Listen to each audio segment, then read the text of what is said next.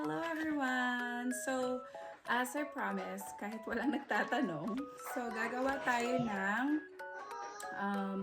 homemade soap moisturizer. So, I'll try my best kasi first time ko lang gumawa nito. So, samahan nyo akong gumawa. Let's see. So, may shea butter ako and then lalagyan ko rin ng konting turmeric kasi anti-inflammatory ito. It's good for skin. And then, meron ako ditong meron akong mga essential oil na ginagamit ko rin sa diffuser. Pero ito, good din siya sa skin. So, okay din siya sa skin. So, make sure yung mga oils na gagamitin ninyo is good for skin din. So, ito para sa diffuser. So, ang brand nito is Amazon. I like this brand kasi quality talaga siya and usually raw and unrefined yung mga oil nila. So, it's good. So, meron akong tea tree oil. Tea tree oil. And then, orange. I don't know if you can see. Orange. And then, lavender. Ayan, gamit na siya. Nagkalat na yung oil niya. And then, meron tayong vitamin E oil. So, yung vitamin E, it's good for the skin, sa mga pores, sa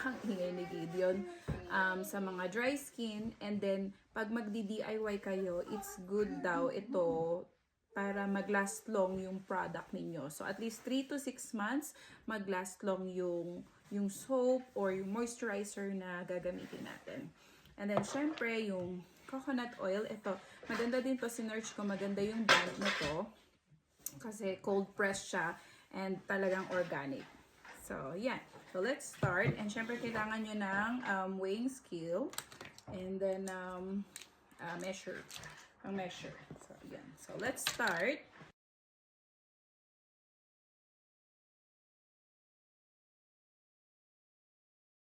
So, 1 pound ng soap base. Maliit lang yung gagawin natin today. Kasi ayoko naman mag-waste. Kasi first time ko.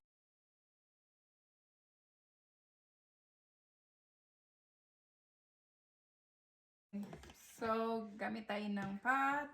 Dito natin i-melt yung shea butter. So, ito na siya. Kinat ko na siya ng small pieces. So, ready na to sa pot. So, pagka minelt nyo siya, slowly lang yung pag-melt para hindi masunog.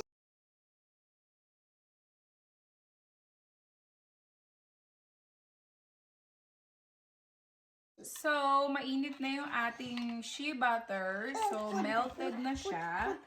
So, now, lalagyan natin, habang nandito siya, lalagyan na natin siya ng...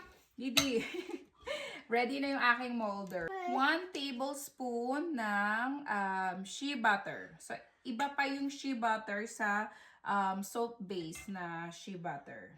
So, let me wash this one first para ma-avoid natin yung contamination. Kasi yung mga product natin, gagamitin natin siya ulit. So, make sure pag gumamit kayo ng tablespoon, i-wash nyo muna bago gamitin ulit sa susunod. So, 1 tablespoon ng coconut.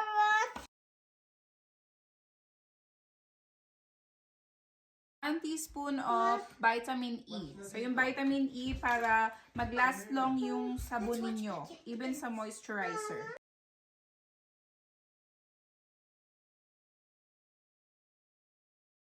So, ito, lavender. Lavender, so at least 10 to 15 drops. 2, 3, 4, 5, 6, 7, 8, 9, 10, 11, 12, 13, 14, 15. Okay. That's our soap. It's done. Okay, so ready na for pouring. Ready.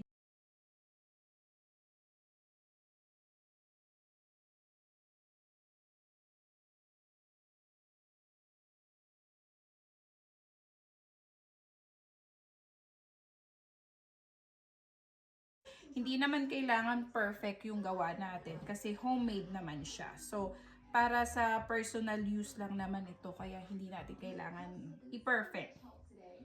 Pero kung syempre kung pambenta, medyo gandahan naman natin ang gawa.